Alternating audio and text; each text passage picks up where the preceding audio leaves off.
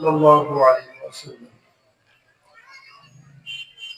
দিনাজপুর নুরজাহান কামিল মাদ্রাসার হোস্টেল শিক্ষার্থীদের উদ্যোগে মাদ্রাসার প্রতিষ্ঠাতা আলহাজ কলিমউদ্দিন আহমেদ রহমাতুল্লাহ ও তার পরিবারবর্গের রুহের মাগফিরাত কামনায়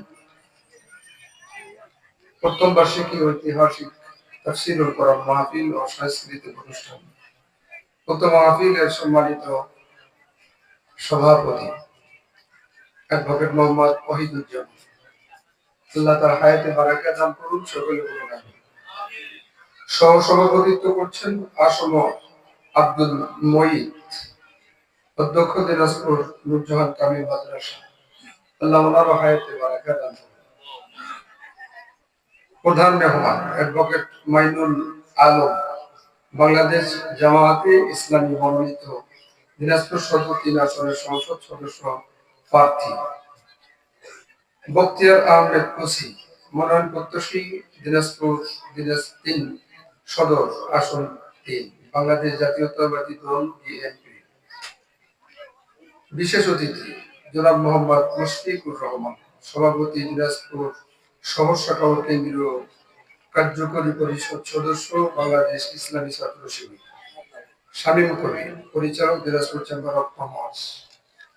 এছাড়াও আমন্ত্রিত ওলামা ইকরাম, মঞ্চে উপস্থিত দিনদার পরেশগার ইমানদার ভাইয়েরা, পর্দারত অগণিতা মা ও বোনেরা, প্রশাসনের কর্মচারী কর্মকর্তাবৃন্দ, সাংবাদিক বন্ধুগণ, দোয়া পাওয়ার আশায় সালাম জানাচ্ছি। আসসালামু আলাইকুম ওয়া রাহমাতুল্লাহি ওয়া বারাকাতুহু।